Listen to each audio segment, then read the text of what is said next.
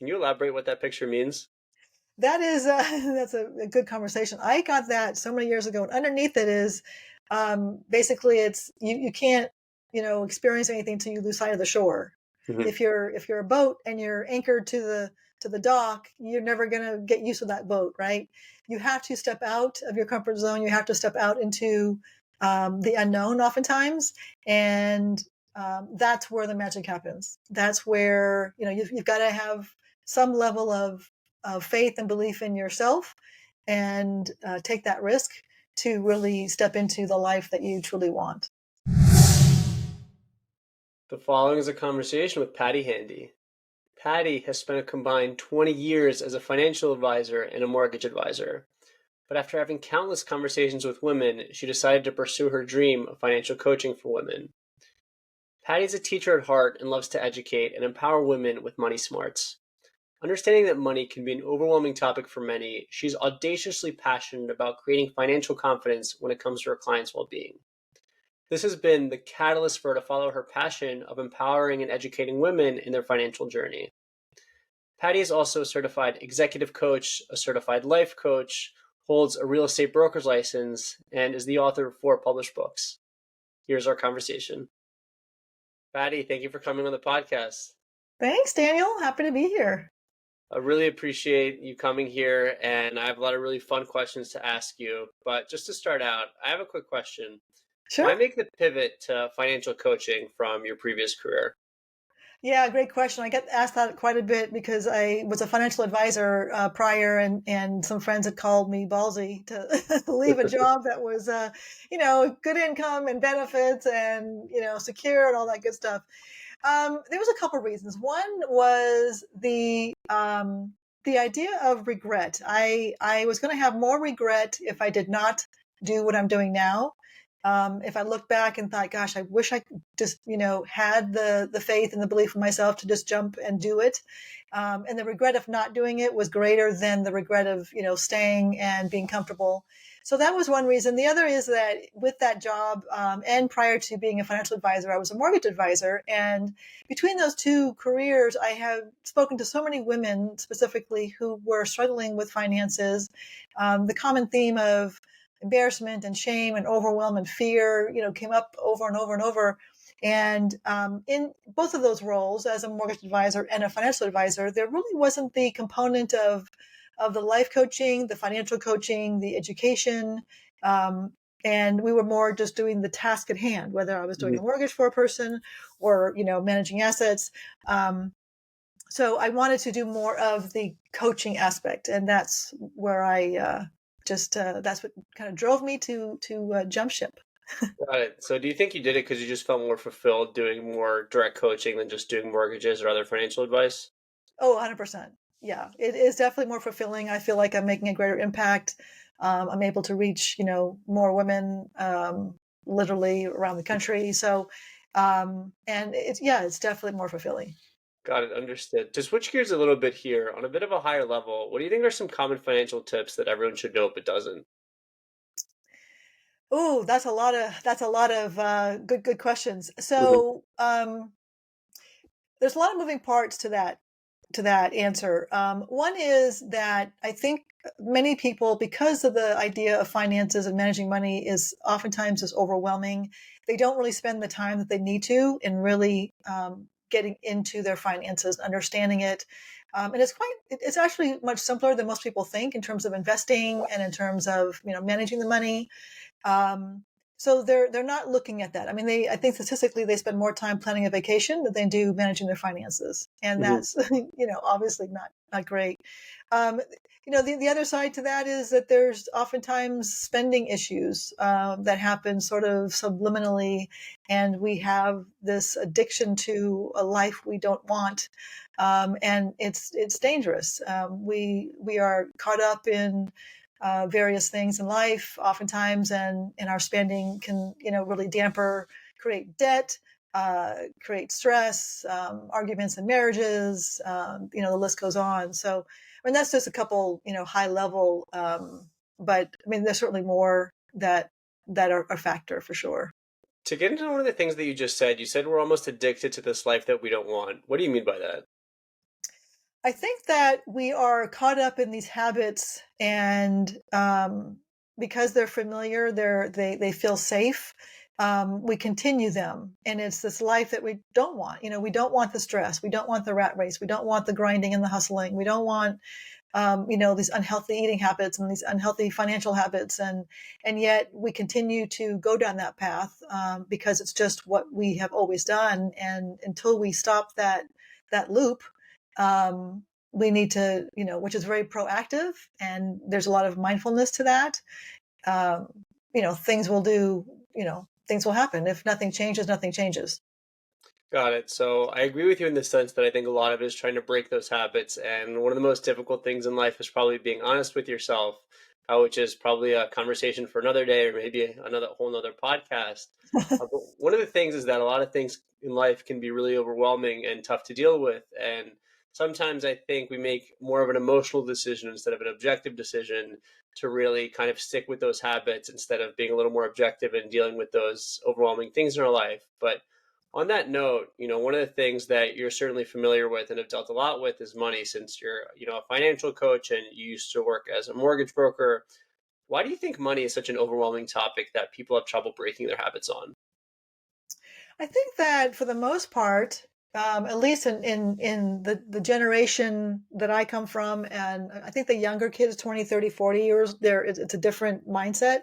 Hmm. But the mindset, 50, 60, 70-year olds was, we generally just weren't taught anything. We Hmm. weren't educated in school. Our parents didn't teach us. So when we became adults, we were, Fend for doing this. yourself. Yeah, it just, I mean, if you don't know something, you don't know something. I think there's more personal finance being taught in schools these days, which is fantastic. I think that the attention to understanding our finances in colleges is, there's lots of classes in that. So that's wonderful. That's actually a progression.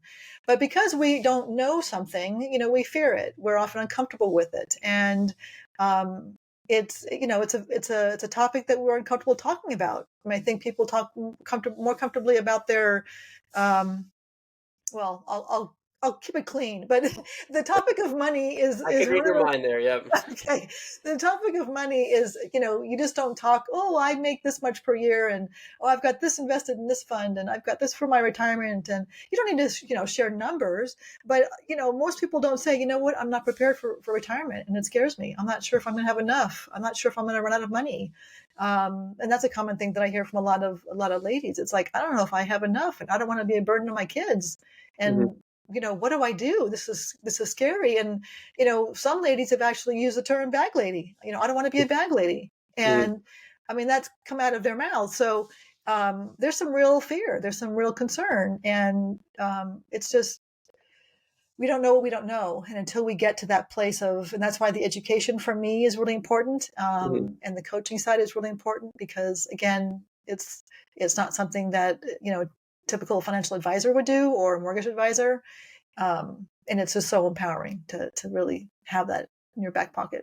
So we certainly don't know what we don't know. I love the way you phrase that. And on that note, how would you say you help your clients primarily gain financial confidence? Well, it starts by understanding their entire financial situation. Hmm. Depending upon where they're at, and I usually start where they're at. I will look at, or we will look at, some of the pressing issues. If it's retirement, am I ready? Am I, do I have enough? What's going on? So we start by looking at, what's coming in, what's going out. All the income coming in from, whether it's from a job, social security, pension, real estate, side hustle, whatever that income is. We look at what's going out. What is the cost of running the household? And I mean everything from your cell phone bill to groceries to utilities to obviously rent, mortgage, taxes, insurance, gas for your car, the whole nine yards. So you have that nut, that nut, if you will, and understand completely what that looks like. Am I upside down every month? Do I have a positive cash flow every month? Then we look at net worth. And net worth is looking at assets and liabilities. So assets could be a home, it could be um, rental property, could be a portfolio, your retirement assets, your brokerage accounts, all of that. That's part of your assets. Your liabilities are the mortgage against that house, and anything you have a debt against anything. So any other debts you have, school loans, credit cards, whatnot, auto payments. So we take a look at, assets minus liabilities, that's your net worth. So what are we looking at net worth? So we get a good overview, and you'd be surprised at how many people don't really understand those numbers, what's Mhm. coming in, what's going out, and their net worth. So we start there, and then we dissect what's needed. If they're dealing with debt issues, we focus on that. If they want to start a side business and they want to bring in some extra income, we talk about that. If we're dealing with, again, am I ready for retirement? We, take a deeper dive into that. So it's really starting where they've left off. And honestly, on a side note, many of my clients, our conversations are sometimes not even financial related. We'll have conversations and they're just struggling with something in life. So Mhm. there's a lot of life coaching intertwined with this as well. And, we're not just our money, life is life, and we're dealing with all aspects. So a lot of our conversations are oftentimes not even money talk. Got it. So I wanted to ask a quick follow-up on that, but before I get into that, just out of curiosity, when you look at someone's net worth, kind of, basically their assets, their minus their liabilities, and this is going to be a bit more of an accounting questions, but do you usually find that people have a lot less liquidity than they think they do? um, most people aren't really looking at liquidity. They're looking at, their instant cash flow, like Mhm. what's coming in, what's going out, because Got it. that's what's paying the bills. They're more stressed about that. But I mean, if most of their assets are from their equity in their home, and that's very non-liquid, um, we look at that. But if they've got enough cash flow coming in from, a job, social security, pension, whatever, to easily cover their household, that's less of an issue. Mhm. So we do look at everything. I mean, I had some clients, when I was in the financial world, where the monies coming in were far greater than what they needed to, deal with their monthly obligations. So they were really never going to be touching their portfolio. Or Mhm. if they were, it was for like a wedding or something, large that they had going on, but they weren't going to be living off that portfolio. So again, everyone's very different, and it's very specific, and it's very personal. But the conversation of am I liquid isn't necessarily something that comes up a lot. It's really more of, do I have enough to pay my bills, and how do I make more, and how do I spend less, and how do I get out of debt?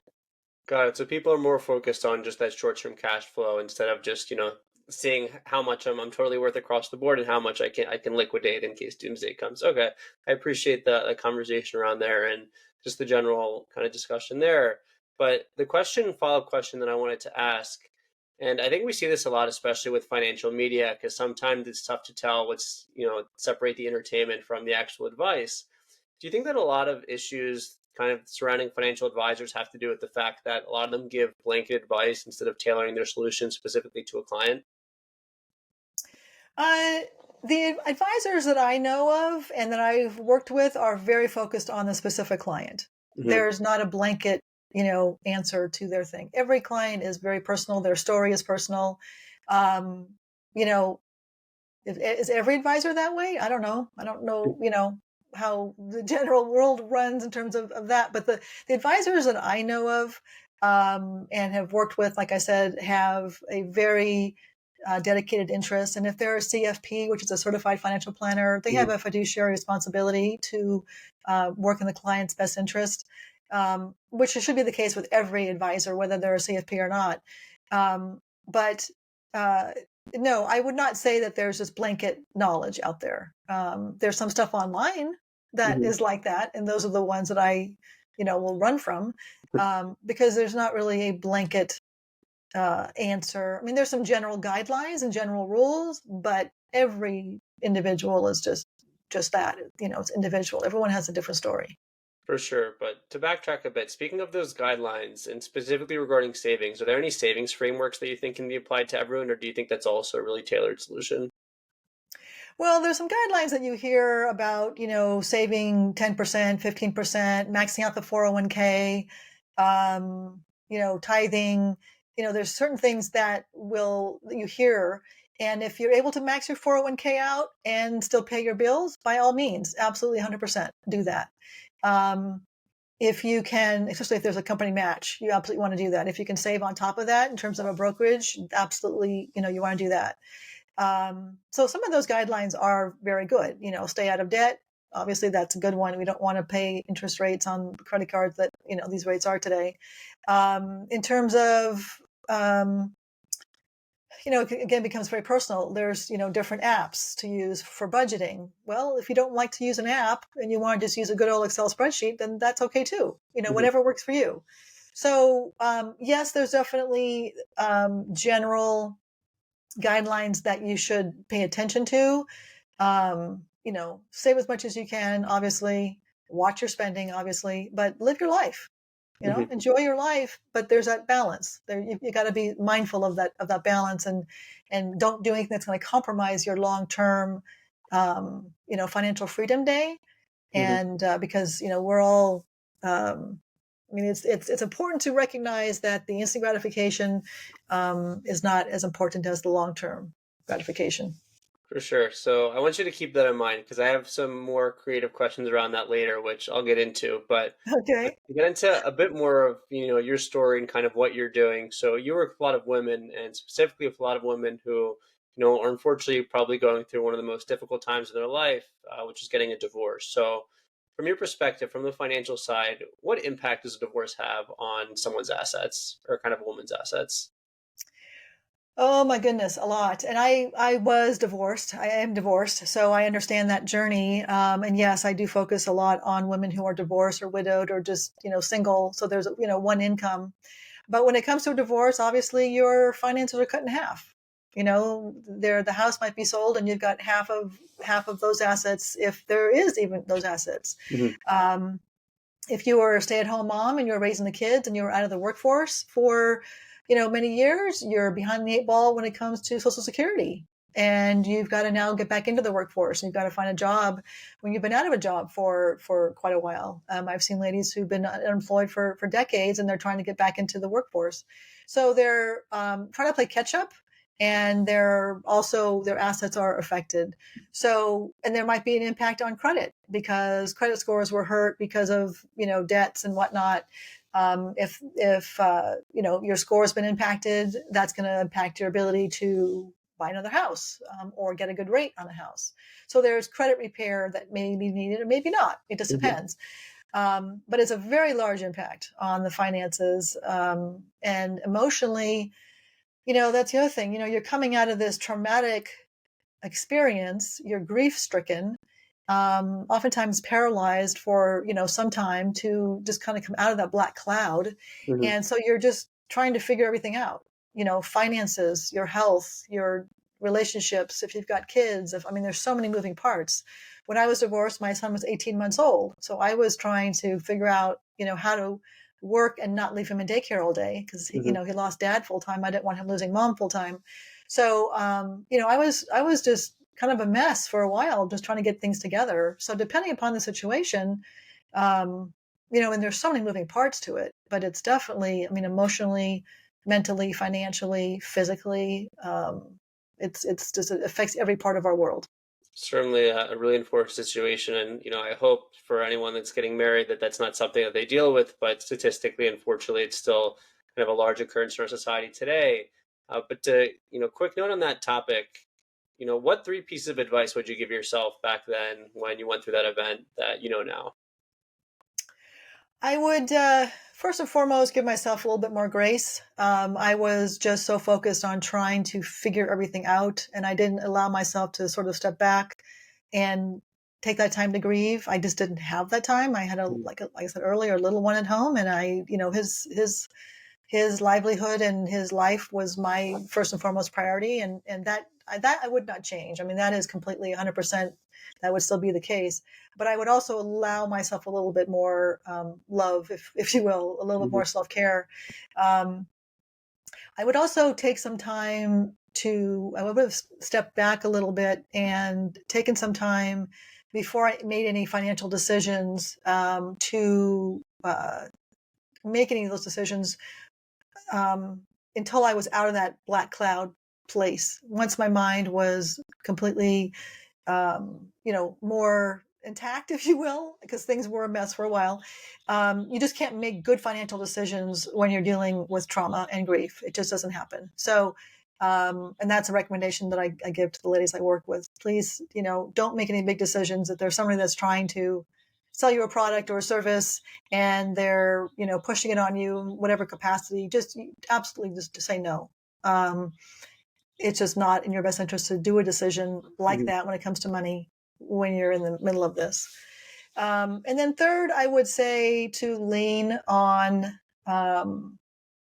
loved ones when I needed to. I did lean on my sisters, specifically, and dear friends that, helped me with both with managing my son. And then when I, was trying to get through things, emotionally and, mentally, there was that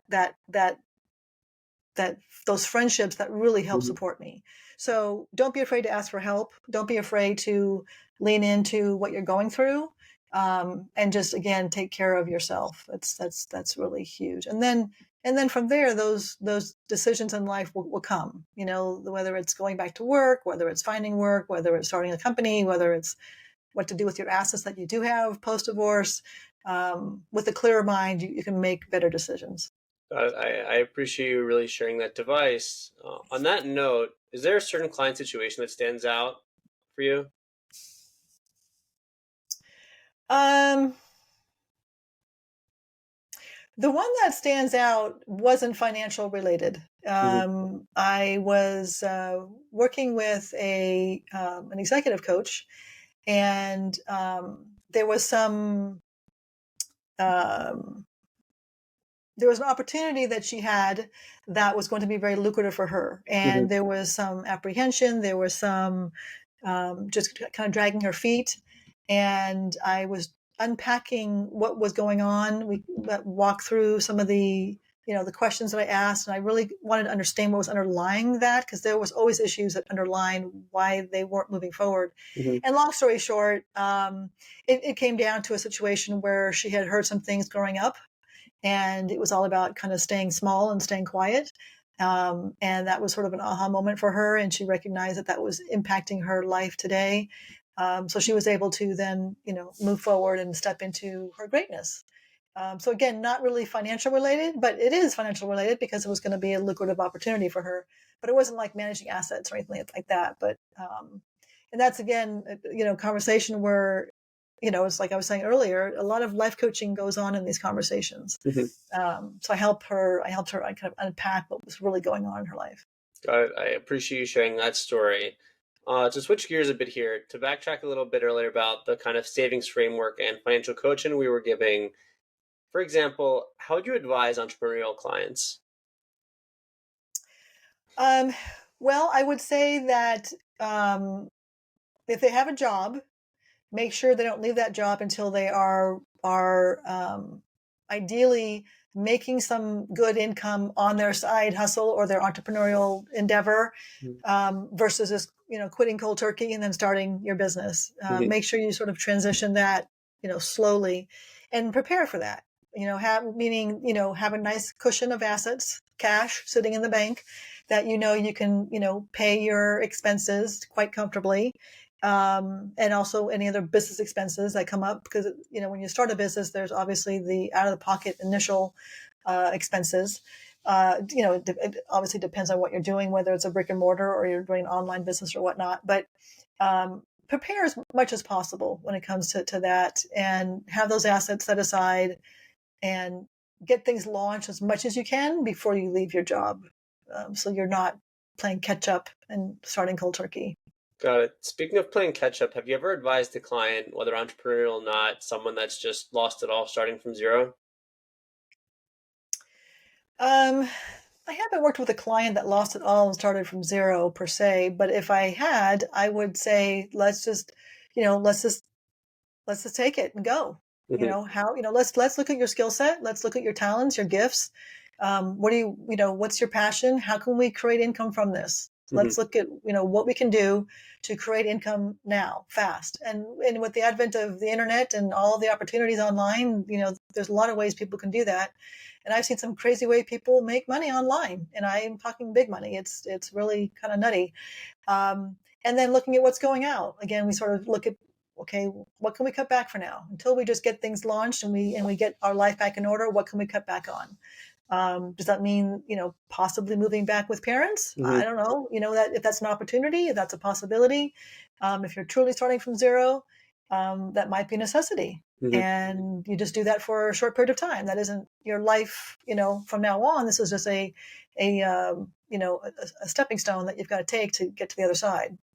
Got it. I appreciate you sharing that advice. On a personal note, I saw you had an Insta post, a short video that says you don't believe in the New Year BS. So I share that opinion with you, but why'd you make that post? Oh, there's so much new year, new you out there. And I'm like, oh, please, it isn't about, we're not broken. We're not Mhm. messed up. It implies that we have to be fixed and we don't need to be fixed. Am I looking for always improving? Absolutely. I'm a personal development junkie. I'm always reading. I'm always looking how I can better improve my, everything in life, from my eating habits to my sleeping habits to, whatever. So I think that yes, it's important to take a look at what you'd like to have different in life, but this new year, new you is not it's not about us being broken. We're just always wanting to be better, a better version of ourselves, and that's really important too. Don't compare yourself to anybody else. You just want to be a better version of yourself. You only want to compare yourself to your own self, what you were yesterday.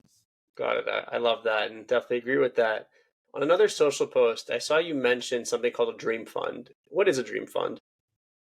A dream fund is a separate account, if you will, that allows you just to have play money. So it's fun Mhm. money, whether it's traveling, whether it's going back to school for something, whether it's starting a new hobby, buying a new camera because you want to take up photography, whatever it is. So whatever you want to do that's fun, have a money set aside for that so that you are constantly saving every month.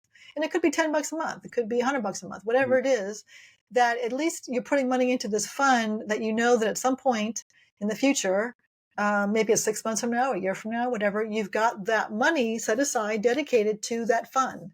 If it's a 1 month trip to Italy, that's going to be a pretty larger fund, but it's always good to have something to look forward to, and it's good for our emotional health and our mental health to know that we've got some excitement and fun things coming our way. Got it. On another note, I just noticed you have a picture behind you. It says the word risk. Can you elaborate what that picture means? That is that's a good conversation. I got that so many years ago, and underneath it is basically it's you can't experience anything until you lose sight of the shore. Hmm. If you're a boat and you're anchored to the dock, you're never going to get used to that boat, right? You have to step out of your comfort zone. You have to step out into the unknown oftentimes, and that's where the magic happens. That's where you've got to have some level of faith and belief in yourself, and take that risk to really step into the life that you truly want. I appreciate that and definitely an interesting message there. Another thing that you encourage is a gratitude journal. So, why do you think we should all keep a gratitude journal? Yeah, being grateful is so important. Oftentimes in our life, we focus on just getting by and just, surviving our day to day, getting through our job, getting through our day, doing our errands, doing our to do list.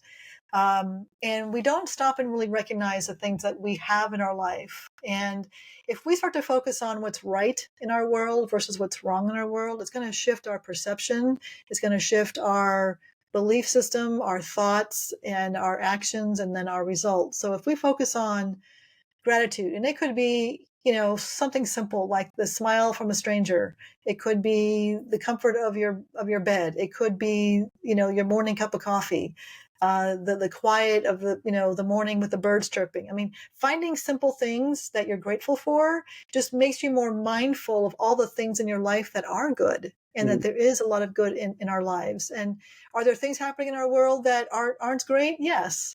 Can we control those? Most of them, probably not the bigger issues. But what we can control, which is our home, our environment, our family, to a capacity, I mean, to a certain level, we can do what we can to improve that unit.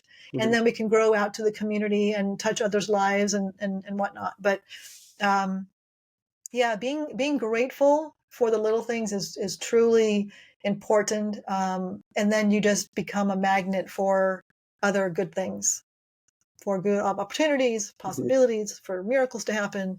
But if you're this closed, closed-hearted person that's just looking at everything that's wrong in the world, that's why I never watch the news. I do not watch the news. It messes with your head.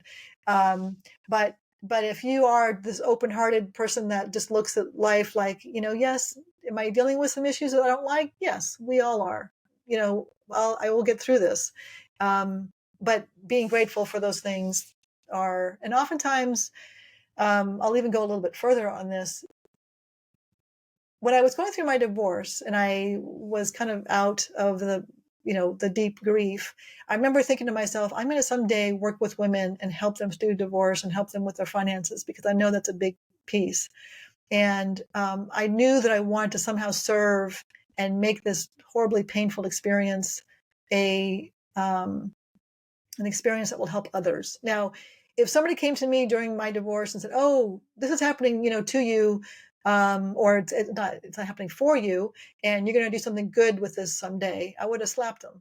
Would have been like, "Don't tell me I'm going to be, you're just not there." But oftentimes, looking back on life, some of the most challenging experiences that I've had have had the largest and greatest learning experiences, which then became opportunities for me to help others.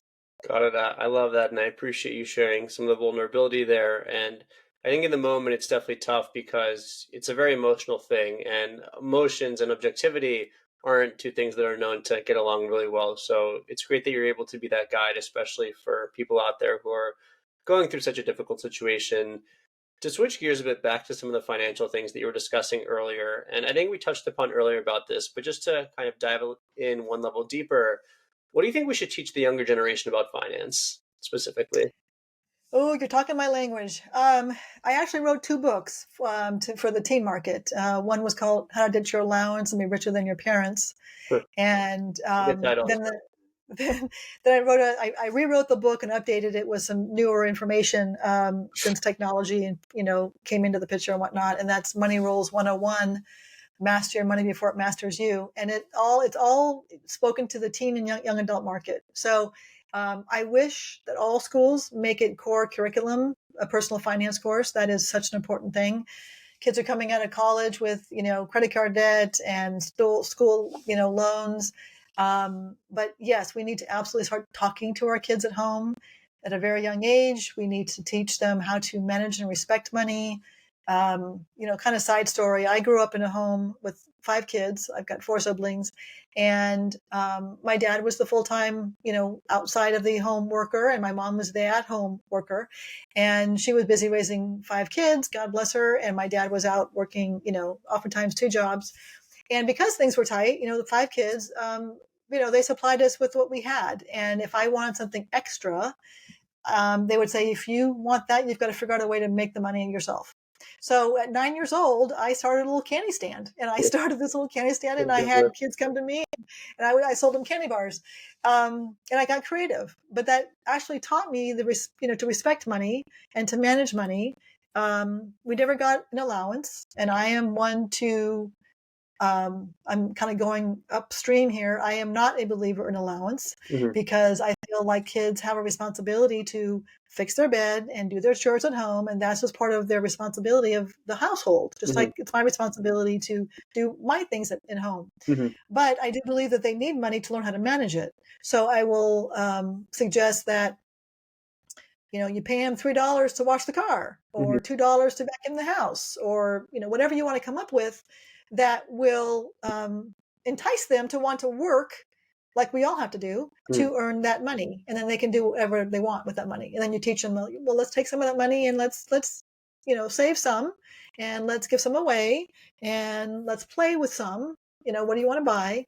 And that just kind of gives them those ground rules. But I could talk about this subject for an hour, so don't get me started. God, we'll have to have another episode in the future. Maybe kind of in the future when I grow a bit, I'll be able to come down with a production crew and we can dedicate a whole episode to just money. But I There you go. appreciate I appreciate some of the advice that you gave there, and I definitely think it's important to the younger generation to really set them up to teach them about money and just so they're familiar how it works. So as they grow older, hopefully they can avoid some of the situations that we'll just say some prior generations have gotten into. We'll leave it at that. But uh, Yeah. on a similar note, you mentioned you wrote a few finance books. Besides your books, do you have any favorite finance or investing books that you recommend? There's a few. I like Jean Chatzky. She's focused on women. Susie Orman, I like some of her work. She's got some good books. I'm looking at my bookshelf here as we speak. Um, there's some good, Jim Quick has a book called Limitless. I mean, there's a lot of personal development books that I like. Hmm.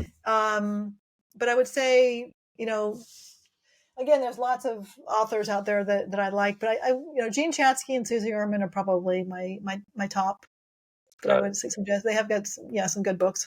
Appreciate you sharing that. I'd also add, if anyone's curious, to read some of the Peter Lynch books. He was a big money manager, written probably the Yes. most plain English books that I've ever read, and probably the most some of the most honest. So really great advice on there. To kind of backtrack a little more to your career, you've had a really long and successful career, and have been able to help out a lot of women and a lot of individuals, kind of regarding some of their financial concerns. Looking back, what do you wish you knew at the beginning of your career that you know now?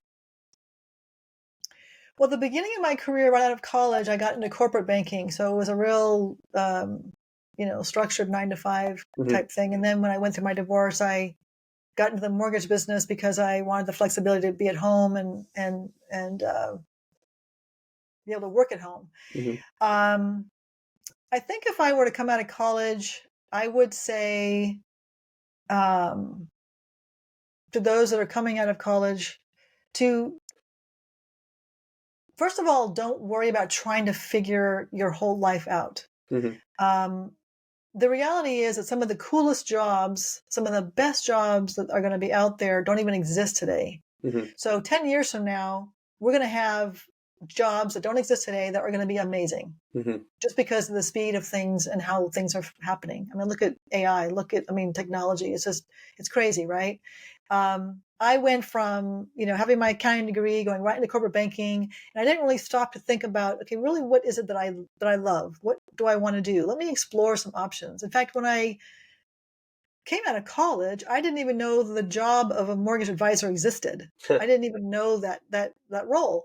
So I would take some time, to those that are listening that are younger, take the time to explore various careers, talk to people, shadow people in various careers, get a taste of what it's like before you jump. And then if you do jump into a career and you're into it, a few years, you're like, this isn't for me. Now I'm stuck. No, you're not stuck.